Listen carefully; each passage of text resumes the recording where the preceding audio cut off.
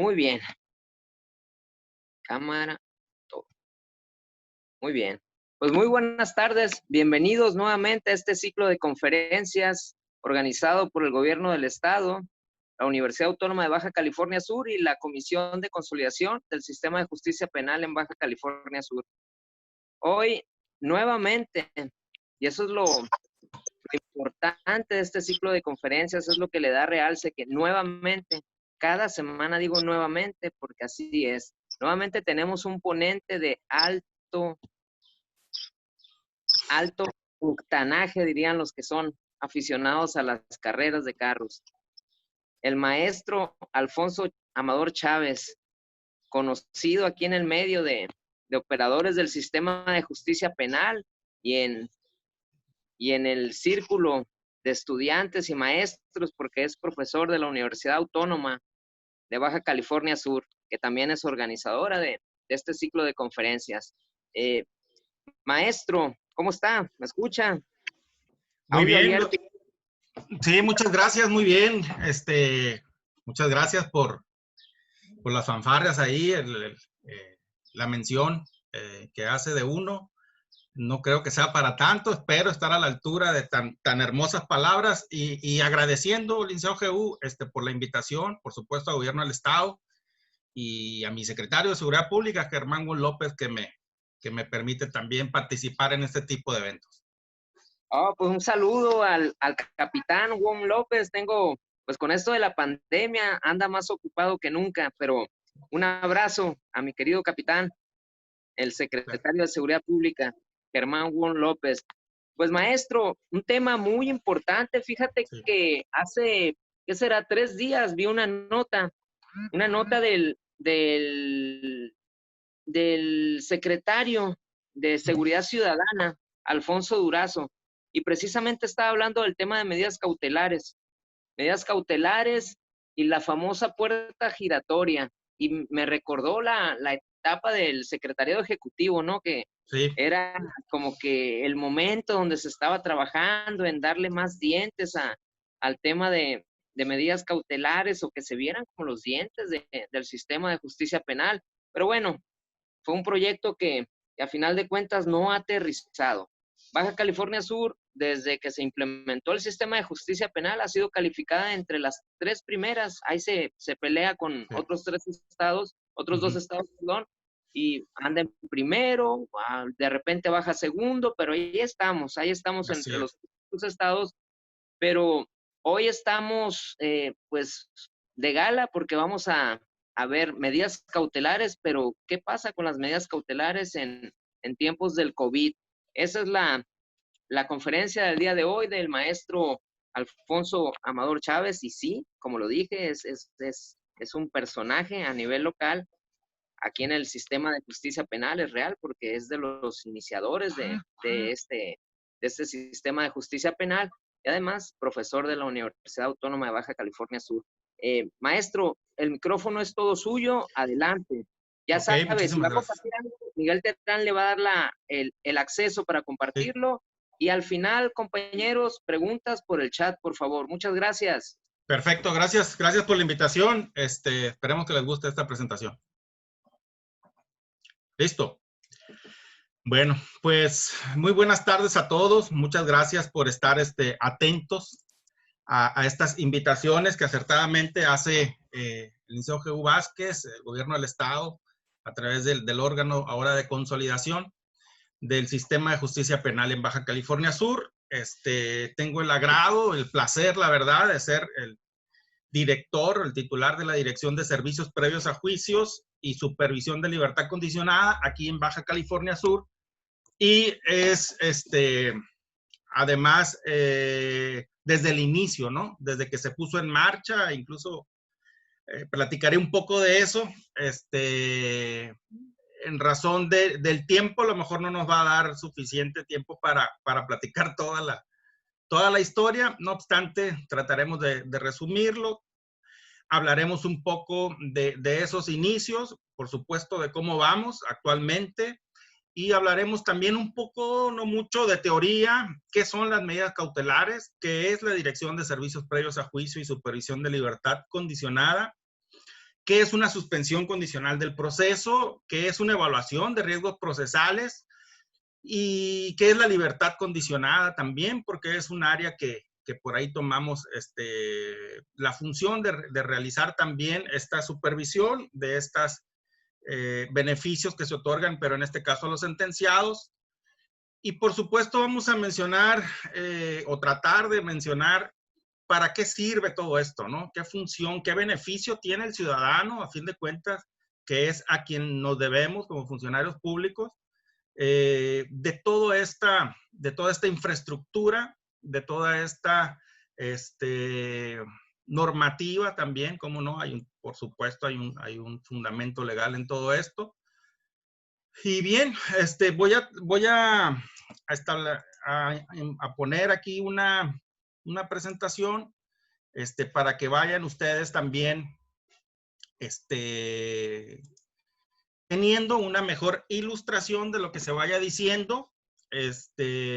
Tomen nota los que gusten, por supuesto, y al final, como dice el licenciado GU, vamos a entrar, entiendo yo, a una ronda de preguntas y respuestas. Pues como lo decía, la dirección en la que actualmente me encuentro es la Dirección de Servicios Previos a Juicio y Supervisión de Libertad Condicionada en el estado de Baja California Sur. El tema de hoy es la supervisión de las medidas cautelares en tiempos de COVID, pero no solo eso, vamos a ver también la supervisión en general de obligaciones procesales y vamos a ver también la supervisión, perdón, de obligaciones ya para el tema de sentenciados en libertad, que también es un tema que nos corresponde en la propia dirección, como ahorita se los voy a ir explicando.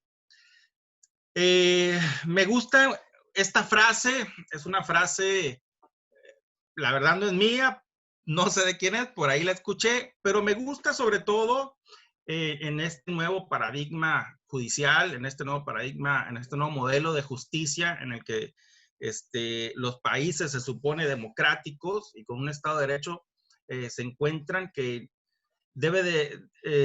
no todo es represión, y en donde la frase es, en materia penal, prisión ya no es sinónimo de justicia, o no necesariamente es sinónimo de justicia, porque como ustedes saben, una persona que ha sido señalada, imputada de haber cometido un delito, o que presumiblemente participó en la comisión de un delito, en el sistema tradicional, pues tenía básicamente dos opciones, ¿no?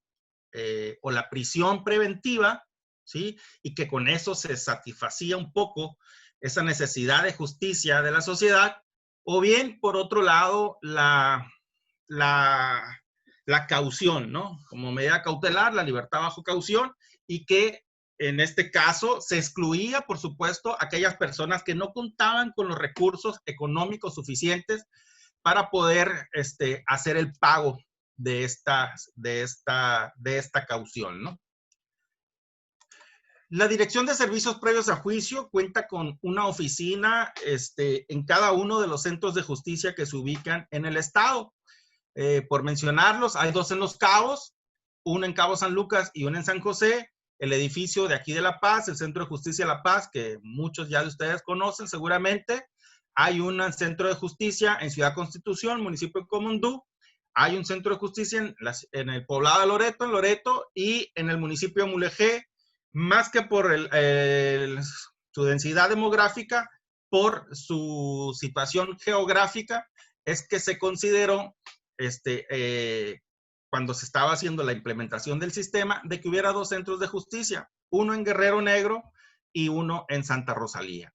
Así pues, la Dirección de Servicios Previos a Juicio cuenta con 7 coordinaciones en las distintas sedes que tiene los propios centros de justicia a lo largo y ancho del estado. De tal suerte que estamos atentos a todas las solicitudes, tanto de evaluaciones de riesgos procesales como de supervisión de obligaciones procesales y de sentenciados en libertad, que los jueces del propio proceso penal acusatorio, como incluso los del sistema tradicional y la juez de ejecución en este caso, nos remite para su evaluación o para su supervisión.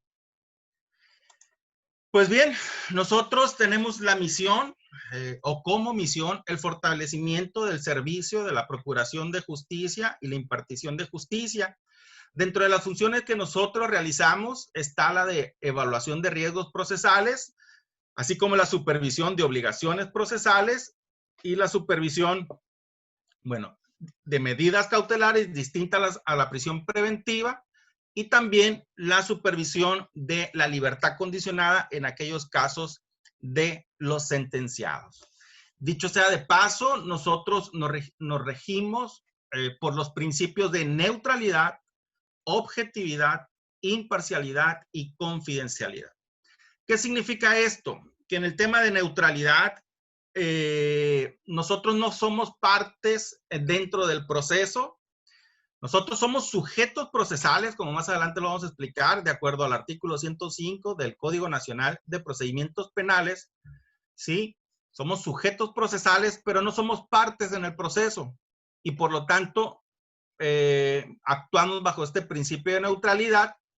Y esto significa que ni pertenecemos al Ministerio Público, vaya, ni pertenecemos a la defensa, ni pertenecemos al tribunal o a los jueces, ni pertenecemos tampoco a los asesores de víctima. No obstante, trabajamos de manera coordinada con todos ellos, y la información que nosotros generamos, que recabamos y generamos, es para dotárselas precisamente a ellos, a las partes procesales, Ministerio Público, por supuesto, imputado y defensa, víctima y asesores de víctima, ¿no? Y en algunos casos directamente al juez, pero son los casos contados, porque precisamente debido a esa neutralidad y esa objetividad, sí, es que nosotros, y al principio de contradicción, por supuesto, y a los demás principios que rigen el propio proceso, es que nosotros directamente con las partes es que tratamos.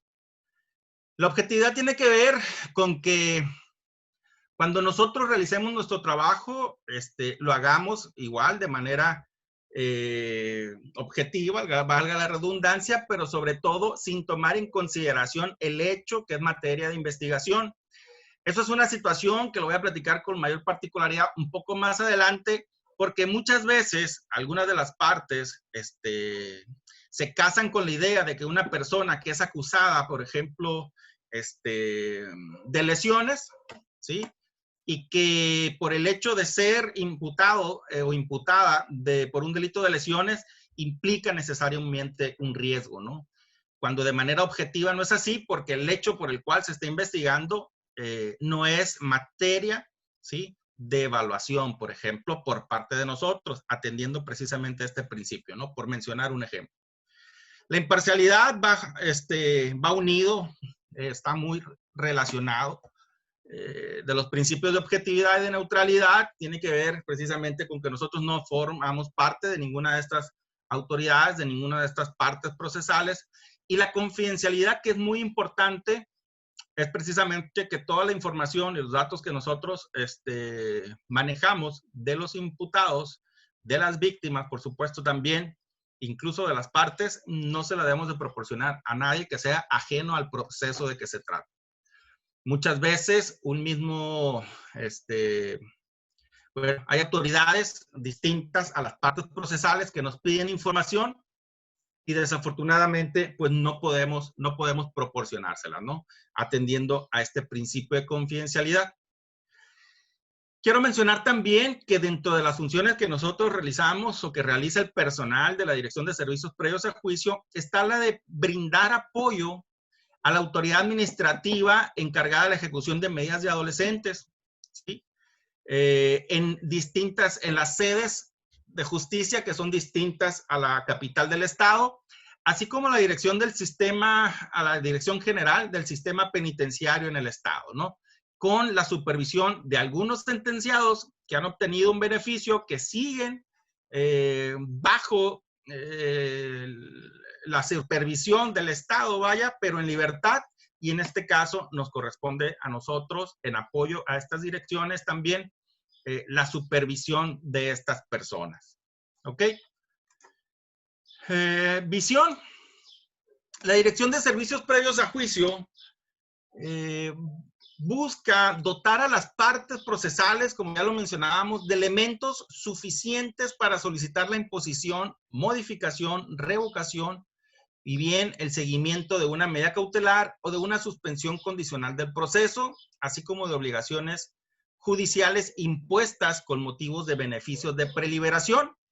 Es decir, dentro de las funciones que nosotros realizamos, no solo está el de supervisar, el andar en esta vigilancia del cumplimiento de las obligaciones que impongan los jueces, llámese proceso penal acusatorio, llámese el juez del sistema tradicional, del sistema penal, o bien la juez de ejecución, sino que además, para efectos de que se tome la decisión más adecuada en términos de qué obligaciones son las que las personas imputadas o sentenciadas van a poder cumplir, ¿sí?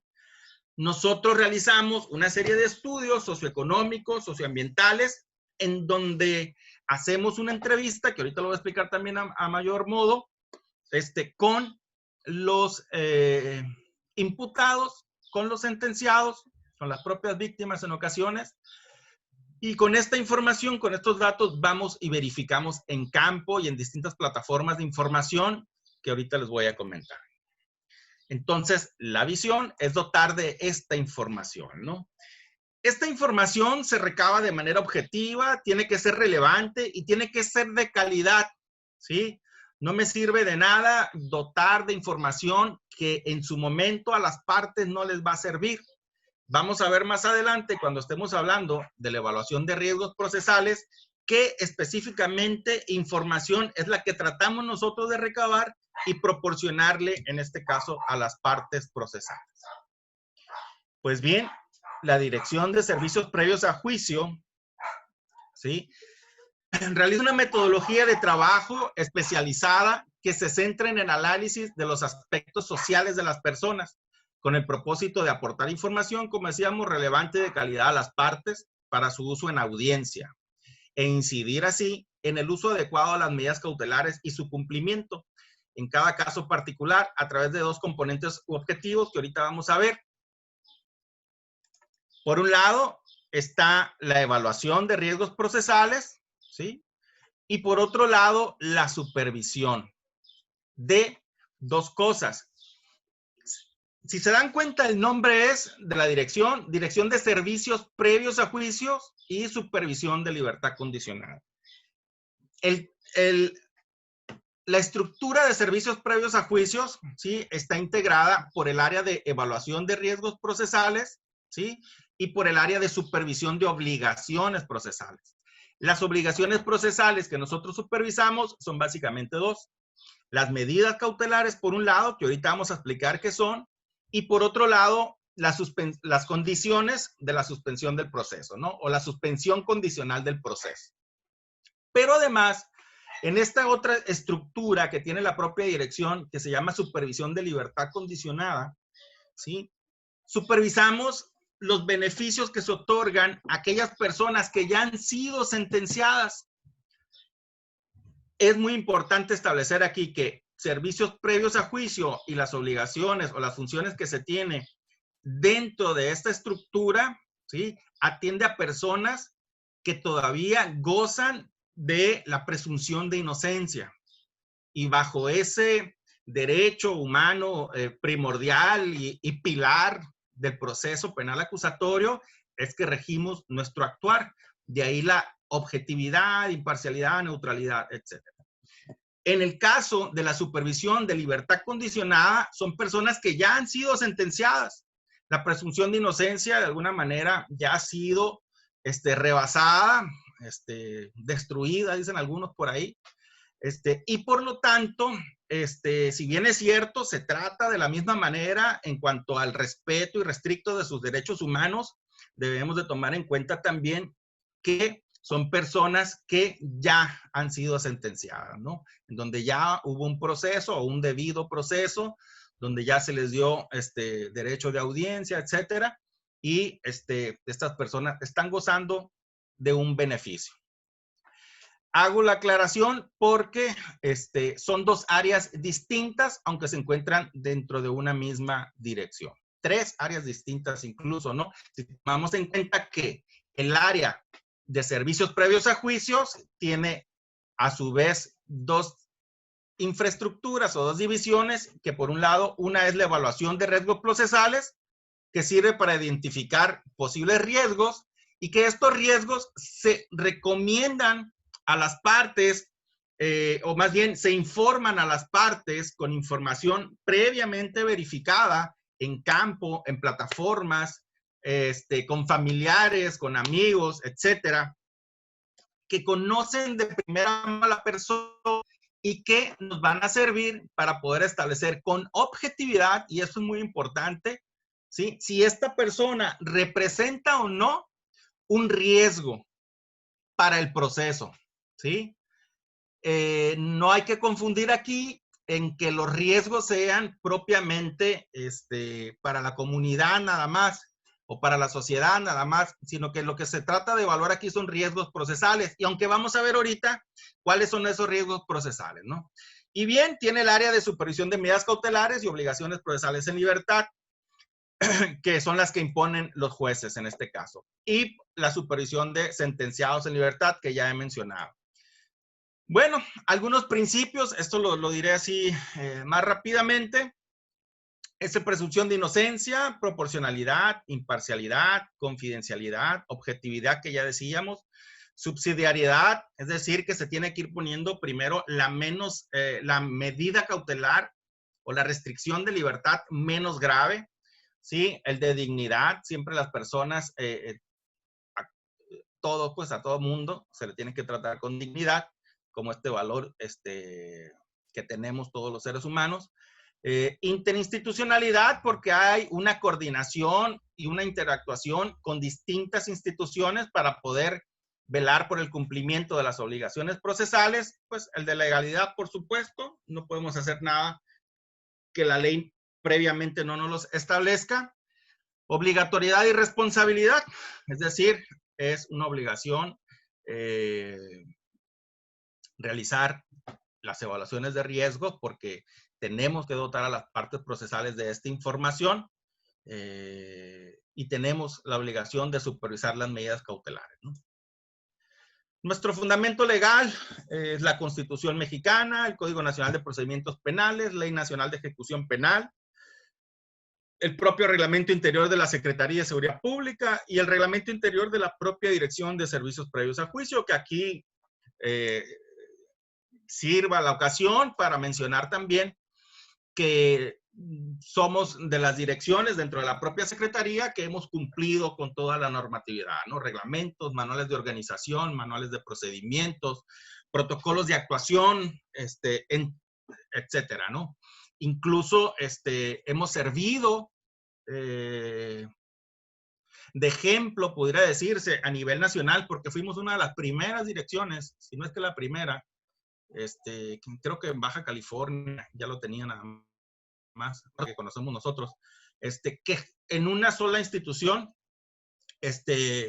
unificó los servicios previos a juicio y la supervisión de la libertad condicionada conforme lo señala la Ley Nacional de Ejecución de Penas, ¿no? Porque la mayoría de los estados, incluso a la fecha, manejan estas autoridades dentro del sistema penitenciario o dentro de servicios o de otras direcciones, vaya, para no entrar para no decirles mentiras, pero Baja California Sur es la primera que dentro de medidas cautelares o dentro de las UMECAS que se les conoce a nivel nacional, implementó esta nueva función, ¿no? La supervisión de sentenciados en libertad, que es un tema también muy bueno.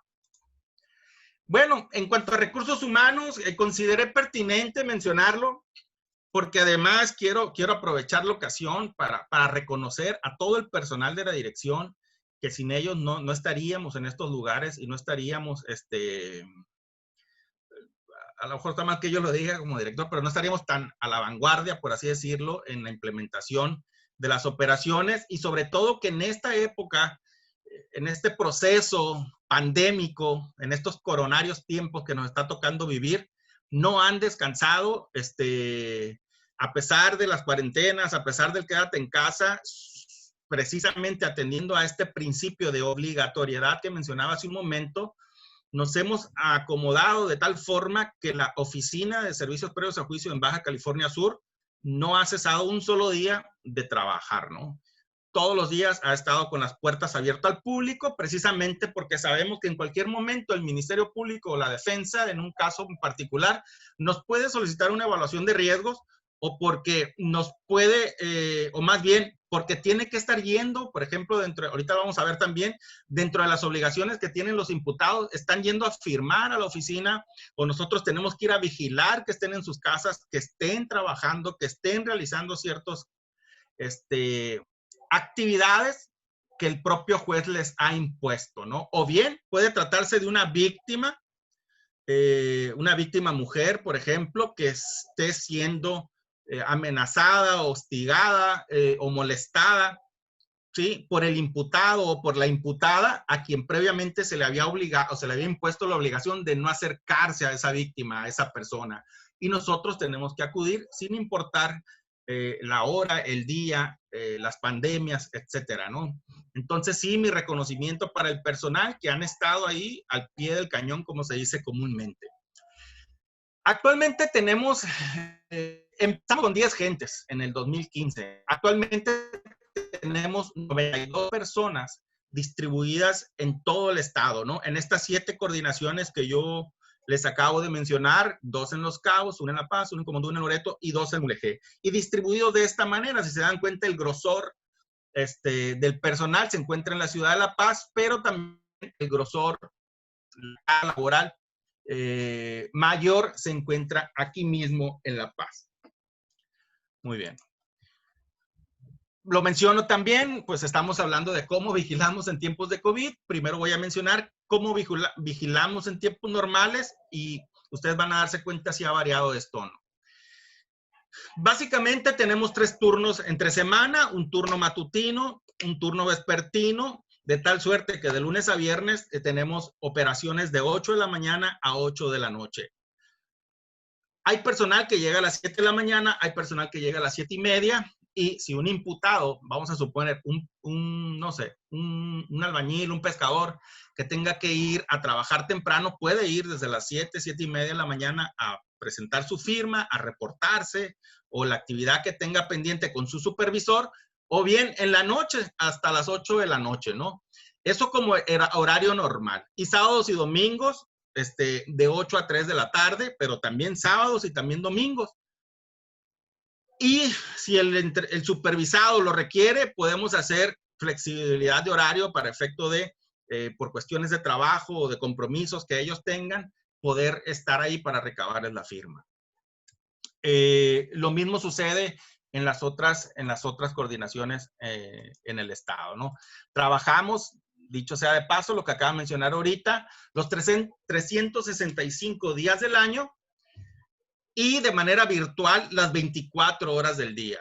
Es decir, si una víctima nos habla un domingo a las 10 de la noche, que ya ha pasado porque la persona a quien se le impuso que no la molestara, ahí está fuera de su casa, nos habla la víctima y nosotros acudimos. Aunque tenemos unos protocolos de actuación que están muy ligados al C4, al 911, y estamos trabajando con la licenciada Carla Rodríguez del C4 también otras maneras de acudir a este tipo de llamados, pero ahorita es por celular, atendiendo también a que la ley de víctimas habla de una gratuidad que deben de tener las víctimas en materia de atención, y por lo tanto, como el teléfono que nosotros tenemos de guardia es un celular y para efectos de que ellos no les cueste, puede haber un enrutamiento de llamada a través del 911, e insisto, son todos los días, todo el día. Bueno, aquí les quise poner un poco la infraestructura, no se ve, pero se los comento. Hay una dirección y hay 7 coordinaciones regionales. Dentro de la propia coordinación de la Dirección de La Paz hay coordinación jurídica, hay coordinación de estadísticas, de informática, administrativa, etcétera. Y bien, pues entre todos es que nos apoyamos para que el trabajo salga adelante. Bueno. Vamos bien, vamos bien.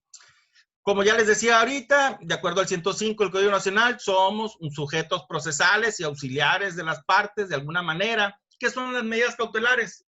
¿No? ¿De qué nos está hablando el licenciado Amador, el maestro Amador? Pues son restricciones, son obligaciones que impone la autoridad judicial al imputado de un delito durante el desarrollo del proceso y deben de imponerse de manera excepcional debido al principio de presunción de inocencia, ¿no? Hacía hincapié yo hace un momento en este principio de presunción de inocencia. Nosotros, cuando realizamos las evaluaciones de riesgos procesales, ¿sí? Es algo muy importante, no tomamos en consideración absolutamente para nada los hechos que son el objeto de la investigación, ¿sí? Nosotros lo que recabamos es una serie de información socioambiental, socioeconómica y del entorno, de vínculos comunitarios que pueda tener el imputado para efecto de determinar los riesgos procesales que pueda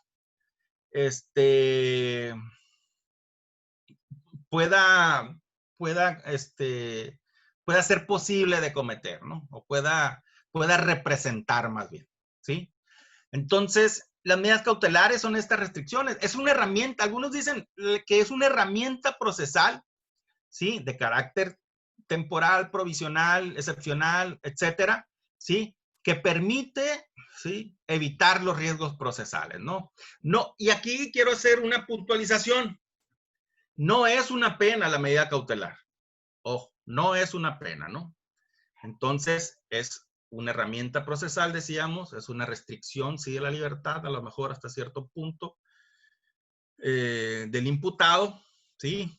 Me gustaba mucho la frase que en algún momento utilizaba el licenciado G.U. Vázquez, que pudiera decirse también que son las garras y los dientes del proceso penal acusatorio de este nuevo sistema en ciertos lugares y en ciertas pláticas de café tan criticado, pero que realmente es muy bondadoso y que realmente, si nos aplicamos todos bien, vamos a ver que vamos a cambiar esas pláticas y esas dinámicas en lo futuro. Otra aclaración, además de que no es una pena, que debemos diferenciar muy bien de las medidas de protección. Si bien es cierto, las medidas de protección también están establecidas en el Código Penal, el Código Nacional de Procedimientos Penales, no es una medida que la Dirección de Servicios Previos a Juicio y Supervisión de Libertad Condicionada tenga bajo sus funciones el supervisar o vigilar. Y esto lo considero importante porque muchas veces se impone esta medida y cuando no se hace nada respecto del cumplimiento o la vigilancia de la misma, muchas veces la ciudadanía se confunde y piensa que es un tema de nosotros cuando no es así. Las medidas de protección tienen una función distinta a la medida cautelar, aunque muy parecidas, pero sobre todo tienen una función de reacción, ¿sí? Por parte de la autoridad policial, sobre todo, que busca o pretende que una víctima que se encuentre bajo cierto riesgo también, ¿sí? Sea socorrida de manera inmediata.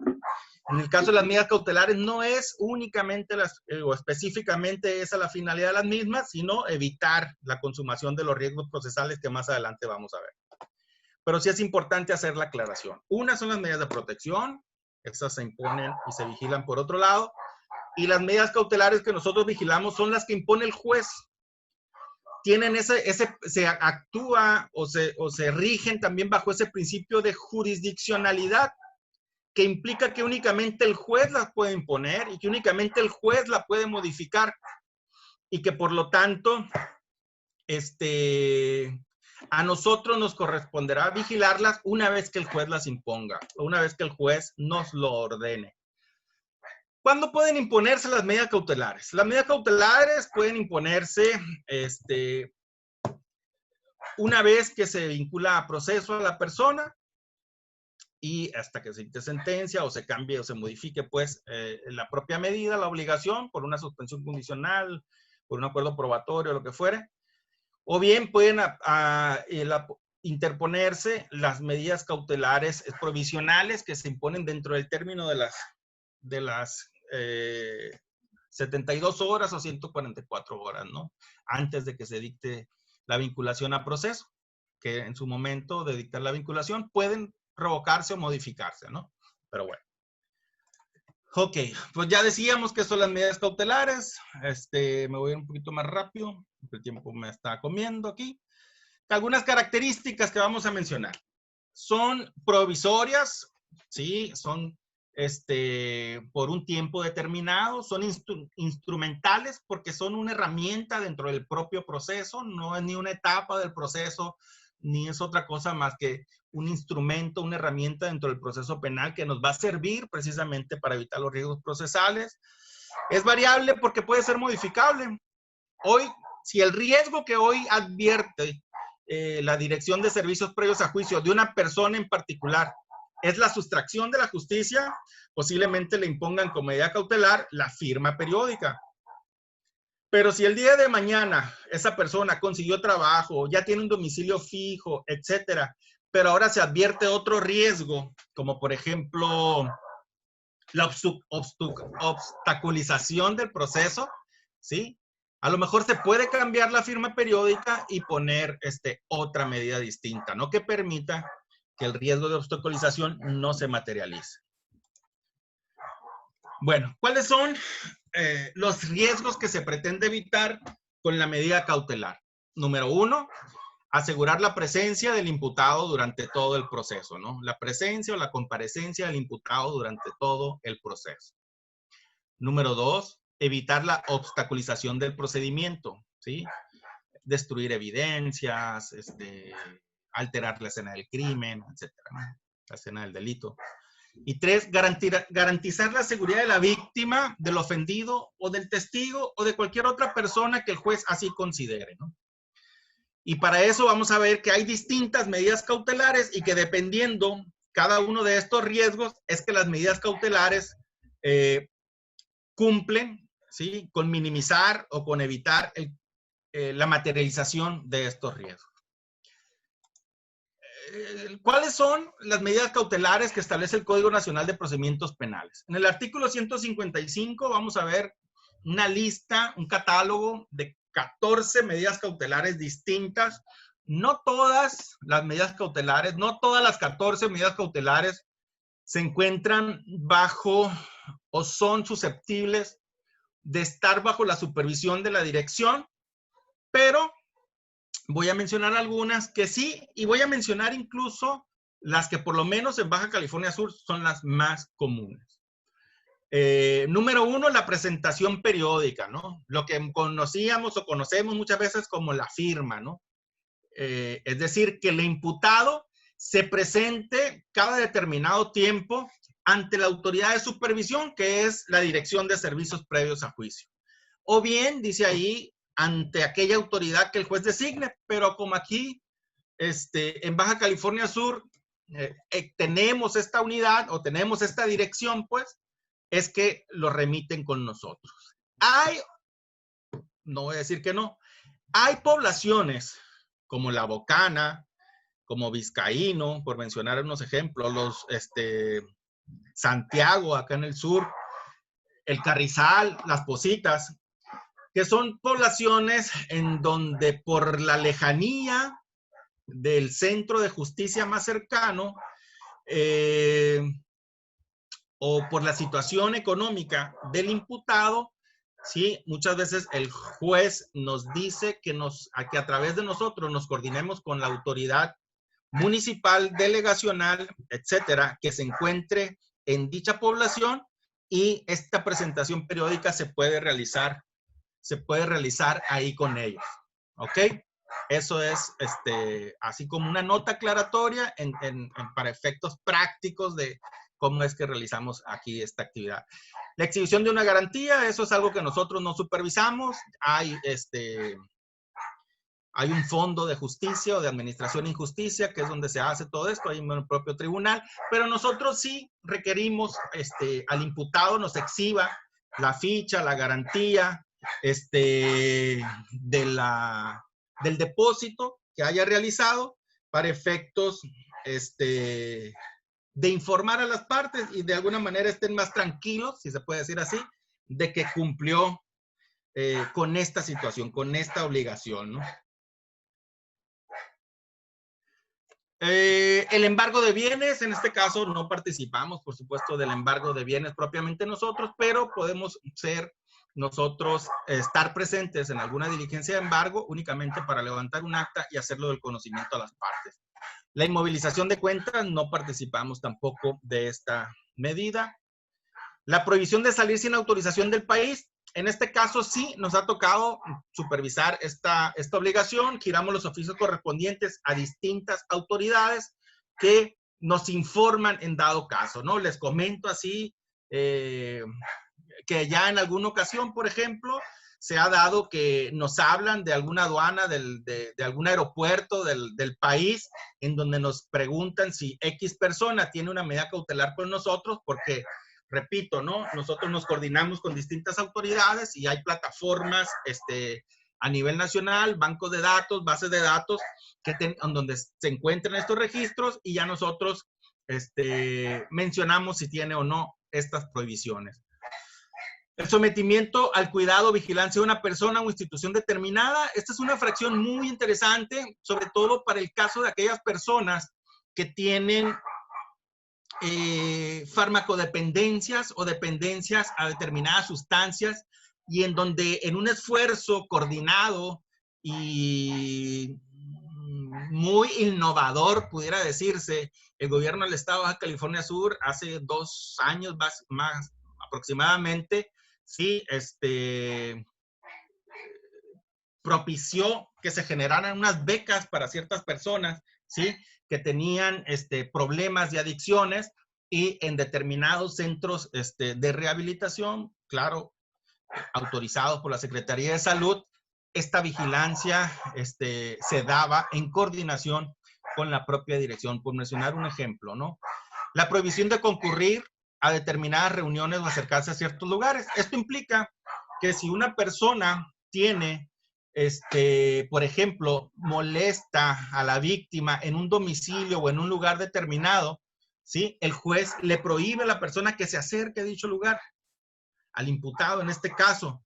Y nosotros lo primero que hacemos es ir a este lugar, hablar con los moradores, hablar con los habitantes, generalmente es el domicilio de la víctima, y ahí es donde nos coordinamos y entregamos lo que nosotros denominamos formato de víctima. Ahorita lo voy a explicar qué es el formato de víctima y qué sirve para efectos de que la víctima o aquella persona en cuyo favor se haya impuesto una medida cautelar u obligación procesal tenga la facilidad de llamar rápidamente y se pueda acudir en su apoyo. La prohibición de salir del país. Ya ha habido asuntos en donde el juez ordena que los imputados nos hagan entrega física de sus pasaportes, por ejemplo, y cuando se hace esta prohibición, nosotros igual, de la misma manera, nos coordinamos con distintas autoridades, ¿no? La prohibición de convivir o acercarse con determinadas personas, generalmente las víctimas, de la misma manera, nosotros nos coordinamos, en este caso, con las policías. De acuerdo a una reforma que hubo al Código Nacional de Procedimientos Penales, las policías son auxiliares de la Dirección de Servicios Previos a Juicio. Las policías son auxiliares de las unidades de medidas cautelares y por lo tanto tenemos una estrecha relación con policía municipal, por supuesto con la policía estatal y con la policía procesal. Y aquí hago un pequeño paréntesis para hablar precisamente de esta función que tiene la policía en relación de auxiliar de las medidas cautelares o de la Dirección de Servicios Previos a Juicio. Porque incluso el modelo o el nuevo modelo que sacó la nueva administración federal de policía trae un capítulo que habla de que será la policía, por ejemplo, procesal, y así lo señala, quien va a estar en coadyuvancia, vaya, en coordinación de auxiliariedad o de apoyo a las unidades de medidas cautelares. No solo en el tema de medidas cautelares, sino acorde a lo que señala también la Ley Nacional de Ejecución de Penas, ¿sí? Para el cumplimiento de mandamientos que tenga que ver con libertad condicionada, por ejemplo, ¿no? Y en el caso nuestro de Baja California Sur, que estamos en la supervisión de ambas figuras, tanto las del proceso como las de la sentencia, ¿sí? Tiene que existir esa estrecha relación con la policía procesal, y que aprovecho también para mandarles un saludo y una felicitación, porque realmente siempre han estado ahí cuando los hemos necesitado, ¿no? Igual al comisario de la estatal preventiva, que es de quien ellos dependen. Y bueno, está el cuidado, vigilancia de una persona o institución. Este sobre todo se da en aquellas personas que tienen, en la práctica, ¿no? Se da más que nada en aquellas personas que tienen algún problema mental o de sus facultades mentales, y que la vigilancia generalmente, o la institución a cuya vigilancia someten, es el hospital psiquiátrico, por ejemplo, ¿no? La separación inmediata del domicilio, ese también son casos que ya nos han tocado. Afortunadamente hemos tenido imputados muy, muy obedientes que a la hora de ir a hacer la separación se van tranquilamente, y nosotros básicamente levantamos un acta e informamos a las partes. Ha habido que regresan y nos habla la víctima y nosotros vamos, levantamos acta, informamos a las partes, y bueno, atendiendo a este principio de subsidiariedad, se les va revocando o cambiando la medida cautelar, incluso hasta perder, o más bien ser privados de su libertad y ser ingresados dentro de una propia medida cautelar, la más lesiva, ser ingresados a prisión preventiva, ¿no? Ok, la suspensión temporal en el ejercicio del cargo también ya nos ha tocado, dependiendo del cargo de que se trate, dependiendo del cargo, sí, de que se trate, y del motivo por el cual se suspendió, es que nosotros giramos los oficios correspondientes al superior inmediato o al titular de la dependencia o de la institución de que se trate, para efecto de verificar el cumplimiento de esta medida, pero también, por supuesto, hacemos visitas domiciliarias, visitas de vigilancia, ¿no? Ok, prohibición de convivir o acercarse con determinadas personas, de acudir a determinados lugares, esto ya lo dije. Y bueno, este es el 155, en donde viene. Y me voy a la evaluación de riesgos procesales. ¿Qué es la evaluación de riesgos procesales? Es un componente de la Dirección de Servicios Previos a Juicio que recaba información socioambiental del detenido mediante una entrevista. La entrevista la podemos hacer en el área donde se encuentra el detenido, o bien en una sala de espera, o bien también hacemos entrevistas, porque también se hacen evaluaciones de riesgos a imputados que no están privados de la libertad en ese momento, sino que apenas van a ser judicializados, que no hubo flagrancia o que no son delitos graves y que por lo tanto se encuentran en libertad. Y la evaluación de riesgo nosotros la hacemos a través de una carta de invitación, en donde se le dice al imputado que tiene que el Ministerio Público ha solicitado la evaluación de riesgos porque tiene una carpeta de investigación, y el imputado asiste, puede asistir con su abogado, por supuesto, o debe asistir con su abogado, de hecho, se le notifica también, y se le hace esta entrevista, ¿no? Datos generales, datos socioambientales, datos socioeconómicos, vínculos comunitarios, dónde vive, cuánto tiempo tiene viviendo ahí, etcétera.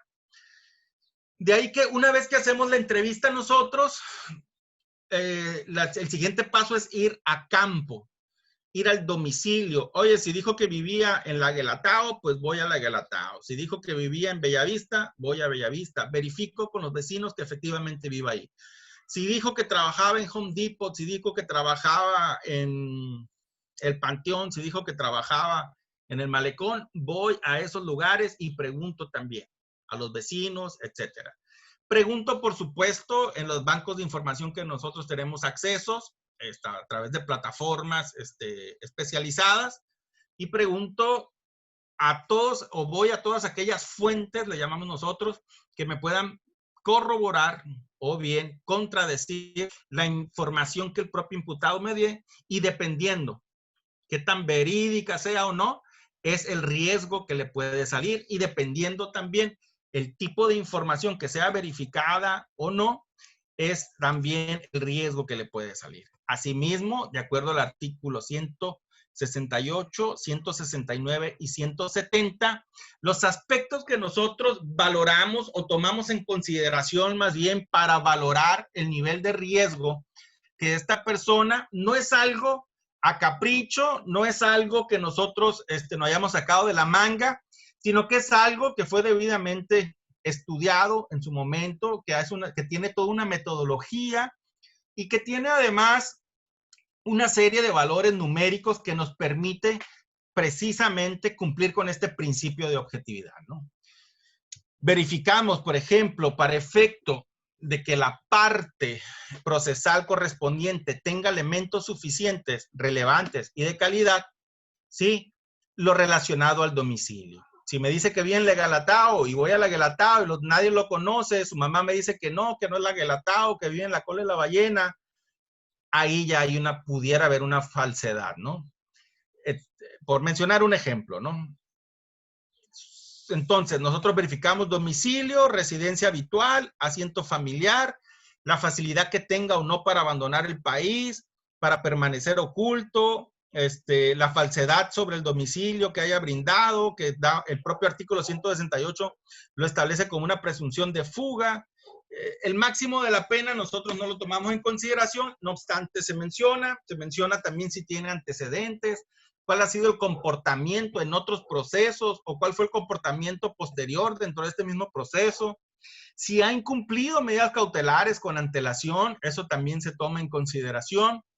Pero a fin de cuentas nosotros, atendiendo a este principio también de neutralidad, lo único que hacemos es darle la información a las partes y a quien le corresponderá establecer, convencer, argumentar respecto de cuál es la medida cautelar más idónea que se le debe imponer a un sujeto, a un imputado determinado, van a ser las partes, ¿no?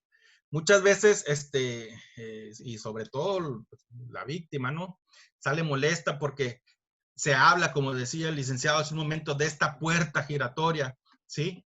Pero muchas veces es porque esta información que nosotros brindamos aquí o no se utilizó bien o se utilizó bien, pero realmente de manera objetiva no es suficiente para suponer que uno de estos riesgos procesales se está actualizando, ¿no? Es que tiene pasaporte, dicen algunos. ¿Cómo es posible? Se va a ir porque tiene pasaporte, por ejemplo, ¿no? Pues sí, tiene pasaporte, pero tiene un domicilio, tiene más de 5 años viviendo, tiene familiares, tiene hijos, tiene 5 o 10 años en un trabajo, es sindicalizado, no sé, lo que ustedes gusten y ordenen, pero que estén dentro de estos rubros que el propio 168 tiene. Entonces sí, puede tener pasaporte y visa incluso, pero eso no es razón suficiente, objetiva, para suponer el riesgo de fuga. ¿Me explico? Entonces, es todo un conjunto de elementos que además el propio Código Nacional señala que serán las partes quienes argumenten y que será el juez quien de manera concatenada, todo lo va, de manera integral, todo lo va a considerar para poder emitir qué medida cautelar va a imponer y para poder valorar si hay o no un riesgo. Vuelvo a insistir, nosotros únicamente aportamos la información que ha sido verificada, ¿sí? Pero les corresponde a las partes y al juez, sobre todo, hacer el argumento, hacer la conclusión integral, vaya, tomando en cuenta incluso a veces hasta el hecho, cosa que nosotros no hacemos, para poder determinar si una persona está actualizando alguno de estos riesgos y poder señalar qué medida cautelar le corresponde o no. Quiero mencionar algo. Cuando recién iniciamos nosotros en el 2015 y que llegábamos con nuestras evaluaciones de riesgos procesales, la mayoría de los presuntos, la mayoría de los imputados, en el fuero común sobre todo, son gente oriunda de la propia localidad. Es el fulanito y menganito, o sea, es gente que tiene años viviendo, es decir, que realmente no actualiza ninguno de estos riesgos que el propio Código Penal señala, porque son gente que son de ahí, que viven ahí, que han vivido toda la vida ahí y que atendiendo a la presunción de inocencia no podemos nosotros considerar, porque es el ratero del barrio, ya robó aquí, eso no lo podemos valorar, ¿no? Por mencionar un ejemplo, y perdónenme si son muy así, mundanos, pero creo yo que a veces mejor nos entendemos en plata, ¿no? Ahora, esto lo menciono también porque ahorita más adelante voy a hablar de otra situación que es la suspensión condicional del proceso, pero eso es punto y aparte. Medidas cautelares es un tema de mayor objetividad, atiende a riesgos procesales, ¿sí? Y no tiene nada que ver con la propia imposición de la suspensión condicional del proceso ni del sentenciado. Ok. Ok. ¿Quién es el evaluador de riesgos? Pues es el operador de servicios previos a juicio especializado en los riesgos procesales y en identificar información relevante para la decisión judicial de las medidas cautelares. Cabe mencionar aquí que dentro de la plantilla laboral que se encuentra dentro de la dirección como evaluadores de riesgos, tenemos tres figuras, por así decirlo, ¿no? Tres perfiles.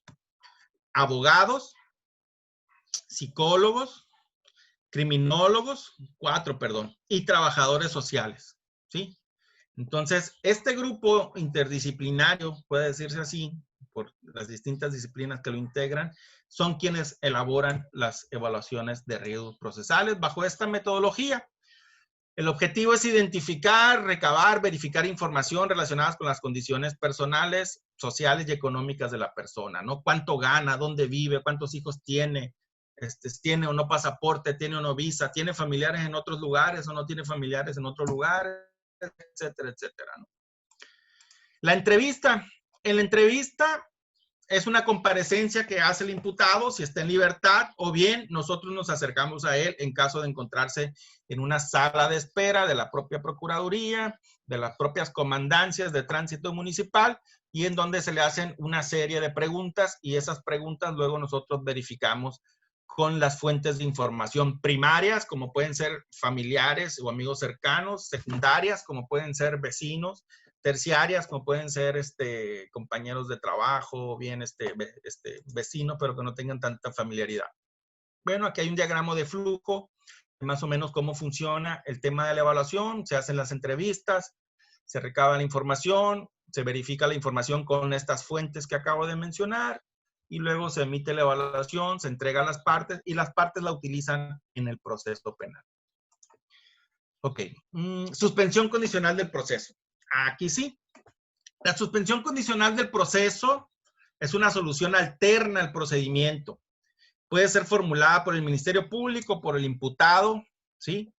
Y hay ciertos requisitos que se tienen que llenar para efecto de que se otorgue la misma o no, como que no tengan antecedentes de una suspensión, que haya cumplido o no haya cumplido, dependiendo, serán, si mal no recuerdo, 2 años o 5 años, etcétera, ¿no? Pero sobre todo, hay que hacer énfasis aquí que la suspensión condicional del proceso no busca prevenir un riesgo procesal. Eso también ha sido en ocasiones como que mal visto por algunas partes dentro del proceso, ¿sí? Recordemos que es un derecho que tiene básicamente el imputado a esta alternatividad que se tiene a un costado, vamos a decirlo así, del proceso o de la línea procesal que comúnmente se sigue y que busca de alguna manera, perdón, no castigar al imputado, sino resolver el conflicto social. Es decir, ir al origen o tratar de ir al origen del problema y resolverlo, ¿no? Y dar soluciones satisfactorias a las necesidades de integración social que presentan las personas, el imputado y la víctima o ofendido, ¿sí? Se debe de satisfacer también, por supuesto, las necesidades de la víctima, y el artículo 17 constitucional nos lo señala dentro, o bien se pudiera establecer que el artículo 17, al señalar salidas alternas al procedimiento en la materia penal, nos da esta posibilidad. Estas figuras, como se señala aquí, logran redirigir la finalidad del proceso penal hacia el tratamiento primario de la persona imputada. ¿Qué significa esto? Ojo, la suspensión condicional del proceso, ¿sí? Busca dar, de alguna manera, no vamos a hablar de reinserción para el imputado porque no ha sido sentenciado, etcétera, pero sí busca una especie de reeducación del imputado, más allá de solucionar el problema de origen. Si hay una cuestión que se tenga que reeducar en la conducta del imputado, se tiene que tomar en consideración.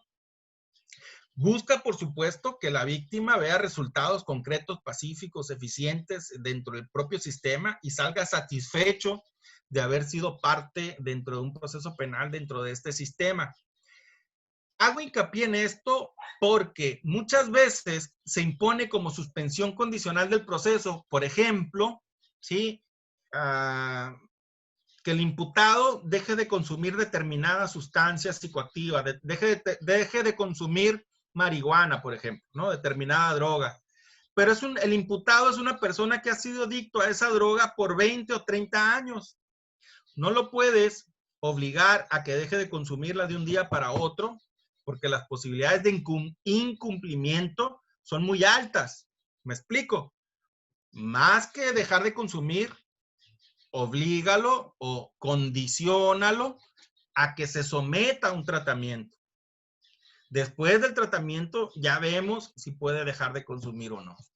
Por mencionar un ejemplo, ¿no? O otro que ponen a veces como imposición, es una persona que de acuerdo a sus estudios socioeconómicos, lo que salga, no tiene trabajo, vive muy lejos del centro de justicia, o tiene trabajo y vive lejos y no puede estar asistiendo a firma, y por ahí le ponen como que se esté presentando cada 2 días, o que se esté presentando diario. No va a cumplir. ¿Me explico? Porque ni tiene el recurso, ni tiene los medios, y vive muy lejos. O sea, de perdida dijeras tú va a venir a pie, pero no, ni eso, pues. Entonces, es necesario establecer para efectos de las condiciones, y también en las medidas cautelares, pero en el caso de las condiciones, ¿sí? Tienen que tener este sentido reorientador o de reeducación al imputado, por supuesto, de satisfacción a la víctima. Hay un requisito, creo yo, indispensable, que es la reparación del daño, se tiene que ver también, pero tampoco se tiene que ver únicamente como un medio de cobro para que la víctima reciba su dinero o su reparación del daño, no, porque también se tiene o se puede ver de esa manera de que, pues mira, te va a pagar 10,000 pesos y el imputado tiene los 10,000 pesos y los paga, pero realmente no aprendió nada y va al otro día y daña, lesiona, perjudica a otra víctima. ¿Me explico? Entonces, se tiene que pensar en todo eso. Aquí hago un poquito hincapié en el hecho de que hay una posibilidad de que el juez ordene realizar una evaluación previo a la suspensión condicional del proceso, pero sí también quiero ser muy claro que esa evaluación va a ser dependiendo de las circunstancias, del hecho y del propio imputado y de la víctima. Es decir, no es una evaluación que necesariamente tengamos que hacer medidas cautelares o la Dirección de Servicios Previos a Juicio, porque, por ejemplo, si es una persona que cometió un delito de robo o presuntamente cometió un delito de robo porque su finalidad era obtener dinero para comprar droga, el móvil, por así decirlo, era la necesidad de consumo, ¿sí? Entonces, la evaluación que se tendría que mandar a hacer aquí es una evaluación para ver el nivel de adicción que tiene esta persona. Y determinando el nivel de adicción que tenga esta persona, es que se podrá imponer una condición determinada atendiendo a ese nivel de adicción, no al robo. ¿Sí me explico? No al robo propiamente, sino al nivel de adicción que fue lo que en origen le provocó robar. Y bueno, en relación al robo, por supuesto que la reparación del daño, etcétera, ¿no? No hay que olvidarnos nunca, nunca, nunca de las víctimas. Entonces, ese era el aporte que yo quería hacer en términos de la suspensión condicional del proceso, que es una obligación procesal que también nos corresponde supervisar y que hemos tenido muy buena coordinación con UNEM Capa. Quiero agradecer, la verdad, a la licenciada Alcia, creo que se llama, la licenciada, la psicóloga que nos atiende ahí, que hemos tenido muy buena atención por parte de ellos. Desafortunadamente les falta mucho personal, tienen muy poco personal y para la cantidad de imputados que tenemos no se dan abasto. Hay un psicólogo, creo que se llama Lorenzo, que es aquí en el Centro de Justicia, que también nos apoya mucho.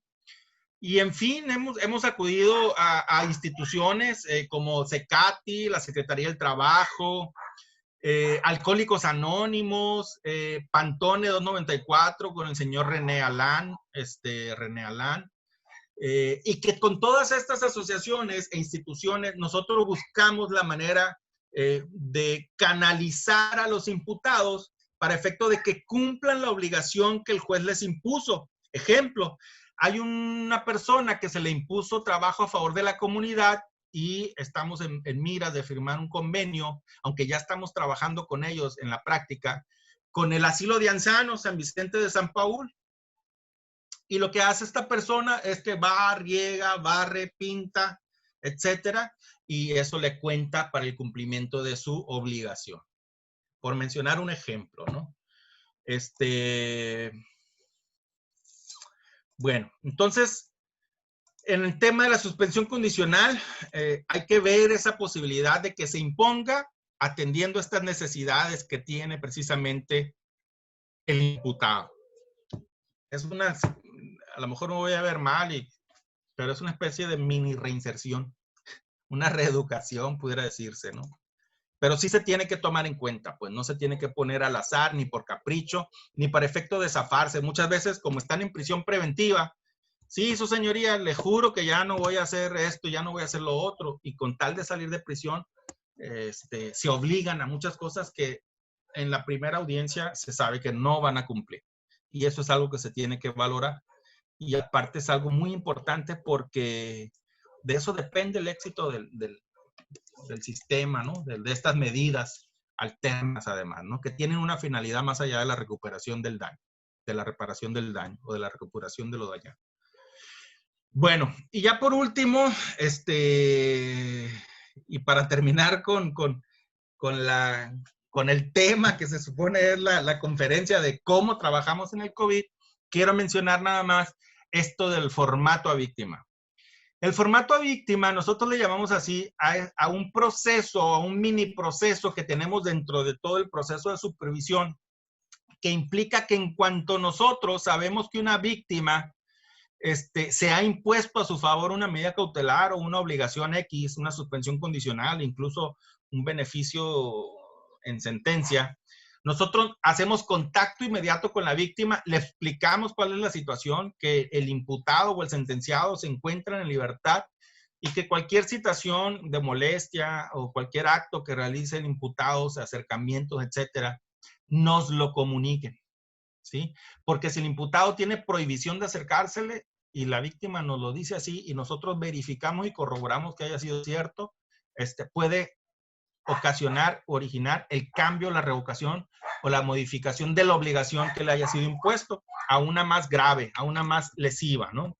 Entonces, es importante este formato de víctima porque es ahí donde nosotros interactuamos, además, con el sistema de emergencia 911, a donde la víctima puede hacer una llamada y ellos la redireccionan o la enrutan hacia el teléfono de guardia que nosotros tenemos las 24 horas del día y ya nosotros, dependiendo del caso, es que actuamos. O cómo actuamos, más bien, ¿no? Entonces, lo que les explicaba ahorita, aquí se señala que en ese documento vamos ante las víctimas de ofendido, les damos los datos del caso, los datos del NUC, los datos de la causa penal, el nombre del imputado, el nombre de su supervisor, los teléfonos a los que tiene que llamar, etcétera, ¿no? Este es el formato prácticamente y, bueno. Aquí enlisté una serie de acciones que nosotros hacemos, pero lo voy a pasar acá con las fotitos para que se vea mejor. Como se dan cuenta, los supervisores acuden a los domicilios de los imputados, de las víctimas, de los familiares, a sus trabajos, etcétera, y hacen una serie de entrevistas y de encuestas, bueno, encuestas no, de entrevistas, de verificación de datos, de información y demás, tanto para la evaluación de riesgos como para la supervisión de medidas cautelares. Esta foto, por supuesto, es previo a la actual situación de COVID. Actualmente el supervisado, y ahorita lo vamos a ver, anda con su mascarilla, anda con su cubrebocas y guarda una distancia mayor. Este caso es el que les decía del San Vicente de San Paul, en donde un imputado, se dan cuenta que está de un color, acá está de otro, estaba pintando, ¿no? Pintó, podó e hizo una serie de acciones ahí en el asilo. En este caso, igual, esta es una entrevista, hacemos reuniones, por supuesto, de trabajo, donde analizamos las distintas situaciones que nosotros consideramos por las cuales se está cumpliendo o incumpliendo una persona. Aquí nuevamente lo de San Vicente. Reuniones, donde vamos a los lugares donde las personas se encuentran detenidas. Aquí, si se dan cuenta, no sé si se alcance a ver, ya aquí están las micas, los plásticos, para evitar precisamente el contacto directo. Ahora, a propósito de la pandemia, igual aquí tenemos micas, un lavamanos aquí afuera de los edificios. Esto es en Guerrero Negro, en La Paz sucede lo mismo, en Los Cabos sucede lo mismo. Hemos estado sanitizando por instrucciones de nuestro secretario, por supuesto, y de las distintas autoridades que forman parte del sistema en los distintos centros de justicia, sanitizando las distintas áreas. Ok. Es una persona que la juez le impuso un modo honesto de vivir y se dedica actualmente a la albañilería, ¿sí? Y es un caso de éxito, pudiera decirse, que cumplió con su medida, durante el proceso, se le impuso una sanción, no se sustrajo la acción de la justicia, que actualmente pudiéramos estar hablando, mientras no reincida, no, de una reinserción, ¿no? Por otro lado, esta es una compañera supervisora, si se dan cuenta, ahora sí, en tiempos de COVID, trae su mascarilla, no se le ve el cubrebocas, pero trae cubrebocas, hay una sana distancia, acudimos a los domicilios de los imputados. Este es otro caso de éxito, una persona igual, de albañil, etcétera, y aquí nuevamente la supervisora en el lugar en donde realizamos nuestras actividades. Ahora, con el tema del COVID, lo que nosotros hacemos es básicamente dejar la mitad del personal es que acude a la oficina, la otra mitad puede hacer trabajo, como se le conoce ahora, home office o desde casa, y la mitad que va toma unos días para estar en la oficina, haciendo información en bases de datos, informáticas, etcétera, y toma un día para ir a visitas. Las visitas emergentes son otra cosa, pero también se hacen en caso de que surja una emergencia. Y actualmente estamos trabajando de 8 de la mañana igual a 8 de la noche de lunes a viernes. Sábados y domingos de 8 a 3, y cuando se amplían los horarios o cuando hay audiencias a la hora que haya, ahí estamos presentes. Sí, estamos trabajando con la sana distancia. Durante la época pasada de cuarentena, cuando hubo esta suspensión de labores, tanto en tribunales como en gobierno y demás, bueno, en algunas áreas de gobierno y demás, nosotros, como les decía hace un momento, no dejamos de trabajar. Lo único que sí hacíamos y que lo seguimos haciendo es que el personal que asiste a las oficinas sea en tal cantidad que permita sentarse por lo menos 1,5 metros o 2 de distancia cada uno. Hay filtros de sanitización a la entrada de los edificios, de los centros de justicia. Hay los tapetes también, estos sanitizadores a la entrada. Hay gel antibacterial en casi en cada uno de los escritorios. Por supuesto, hay agua, hay jabón, toallitas para que se laven. Estas máscaras que les decía de plástico, por el momento únicamente en La Paz, pero algunos servidores públicos ya se han hecho ellos mismos de su propia protección. Pero cubrebocas, guantes y eso, pues sí se han hecho llegar a algunas de las zonas. se están haciendo la actualización de informes. Esto es muy importante porque, por ejemplo, hubo gente que tenía la obligación más bien de venir a firmar cada semana, pero que por la cuarentena y el era casa no podían venir, pero nosotros estábamos monitoreando que los riesgos procesales de los que acabo de hablar, el no sustracción, no peligro para la víctima y no obstaculización, no se materializaran, y lo que hacíamos era o ir a los domicilios, ¿sí?, de las personas, ¿sí?, o inmediatamente que nos reincorporamos en este sano retorno con las medidas de sanidad que antes mencionaba, empezamos a actualizar los expedientes y acudir a los domicilios, a los centros de trabajo y emitir los reportes correspondientes, los informes de actualización de cada uno de ellos. De tal suerte que el promedio de cumplimiento no ha bajado. A nivel nacional es un 80% de cumplimiento de medidas cautelares y en Baja California Sur estamos un poquito por encima de la media nacional.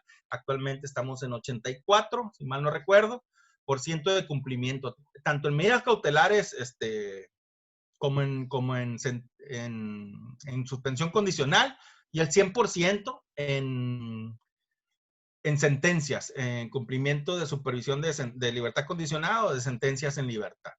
Entonces, eso es básicamente cómo se da la supervisión ahorita en tiempos de pandemia, tratando de llegar a esa nueva normalidad de la que tanto se habla, pero sin descuidar, acuérdense que estamos bajo este principio de obligatoriedad, sin descuidar